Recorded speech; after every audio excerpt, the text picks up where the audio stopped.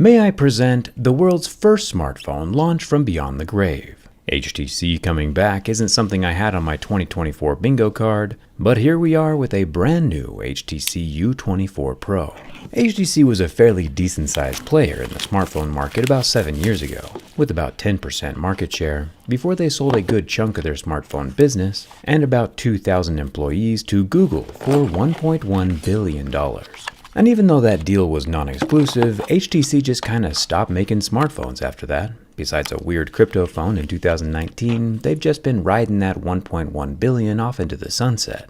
And well, I guess that cash ran out, cause here's the Space Blue U24 Pro that just dropped. They're branding it as a one-of-a-kind smartphone with unique brilliance and a $600 price tag. We're here to find out if it's actually truly uniquely brilliant, or if it's just the kind of uniquely brilliant that your mom uses to describe her kids to her friends. First thing that pops out is that the sides of the smartphone are angular. Taking a page from the Cybertruck handbook, the aluminum rails aren't curved or straight like we see on the iPhone or Samsung's. And I'm not opposed to it, don't get me wrong, but it's also impossible to describe a polygon as cozy or comfortable to hold. There's a curved glass screen. I guess HTC didn't get the memo from the grave that curved glass just isn't cool anymore, but since they just came out of hibernation, we'll let it slide.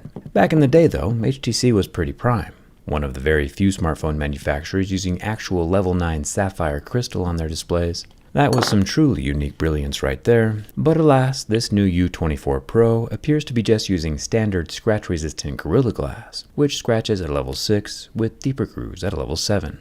So far this phone is coming across as pretty normal and regular. Making our way up to the 50 megapixel upper front-facing camera, you heard that right, 50 megapixels. That's pretty unique. It's protected by the same front glass, and it looks like instead of putting the proximity sensors under the screen, like in Apple's Dynamic Island, HTC has slipped them into a portion of the angled frame, near the earpiece grill. There is no speaker grill, just a long slit, but there is, holy moly, a headphone jack. HTC exited the smartphone scene right about when the headphone jacks were getting phased out, and I guess they didn't get that memo either, which is great news for us. The top of the phone is mostly aluminum with a plastic edge near the screen. We'll see how that affects durability here in a few minutes. The right side of the phone is also aluminum with a smooth metal, non-textured power button and metal volume rocker. Nothing to see here on the left side. The bottom of the phone has the loudspeaker with a 60-watt wired USB-C port, and dare we hope for another perk of a bygone era? Indeed, the HTC U24 Pro has an SD card slot.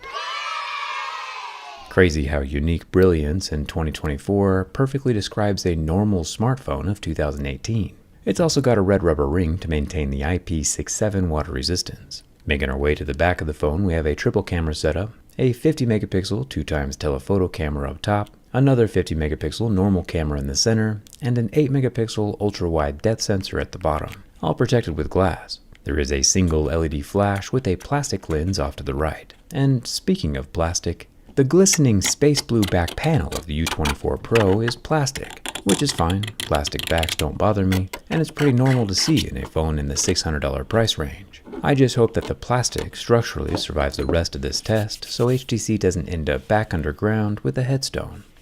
The curved glass contains basic specs here in 2024, a 6.8-inch 120Hz 1080p hole-punched OLED, which lasts for about 30 seconds under the heat from my lighter. Nothing too uniquely brilliant about that. When it comes to the under-screen fingerprint scanner though, we get zero functionality. Even after about 15 attempts, the scanner couldn't recognize or analyze my prints enough to register them. To be fair though, I did spend most of yesterday laying pavers, and my fingertips are pretty wrecked. I imagine that I'm not the only one who works outside though, so that's pretty disappointing. Finally, the bin test. I don't think HTC has ever failed one of my durability tests before. Oh wait. There was the HTC U11 that snapped in half right before they quit making smartphones. Oh, sorry about that. The good news though is that the angular aluminum rails of this year's phone hold up much better when bent from the back, and again, the plastic back and glass screen remain fully intact when bent from the front. The HTC U24 Pro survives my durability test. However, back in the day, HTC phones were a monstrosity to take apart and repair. So let's hope this reinvented, regenerated, and rejuvenated HTC is a little more organized internally. Without any heat, I can slide my jerry-rig knife underneath the back panel, taking special care not to puncture the battery, and I can yoink that thing back like a $600 banana peel. Plastic backs are nice because they don't shatter. And here we have our first look at the square NFC patch in the top right of the phone, and the 15-watt wireless charging coil in the center. Not a bad look for someone who's been dead for 6 years. There's 18 Phillips head screws holding down all the protective plastics to the frame, and with the top rear plastics taken out, we can thankfully glimpse a relatively simple motherboard, and regular ribbons that all unplug just like little Legos. The lower loudspeaker can also come out. There is a circular sticker covering the vent hole, but no balls anywhere to be found. There's a waterproofing mesh over the speaker opening though, which is good. I'll remove the 2 extension ribbons that cross over the battery. It's interesting that this battery has 2 plugs. We've seen this a few times in smartphones before.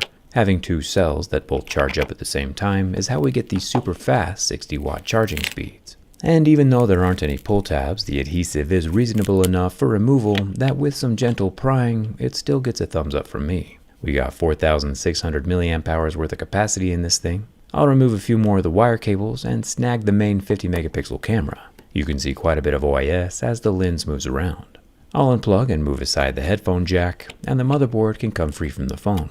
The 50 megapixel 2x telephoto lens does not have any OIS, just focusing, and the lower 8 megapixel wide-angle depth camera also does not have any of that optical image stabilization.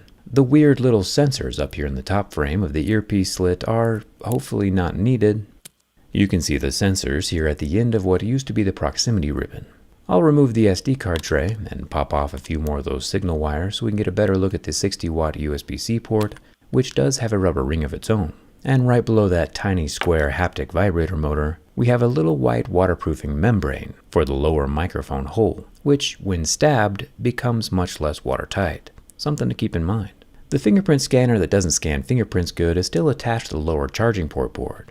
HTC was super innovative back in the day, not only with sapphire displays and transparent phones, but they are also one of the only, if not the only, smartphone brand to ever put optical image stabilization into the front camera, which, after we put back the battery and the main cameras, we can see that this new front-facing selfie camera on the U24 Pro doesn't have any OIS, but maybe someday they'll bring it back again. I'm excited to see HTC still making phones. I imagine they're just getting their feet back in the water with a few mid-range devices, but someday, and hopefully someday soon, we'll see some flagships with even more unique brilliance in the pipeline, at least until they sell to Google again. Thanks a ton for watching. I'll see you around.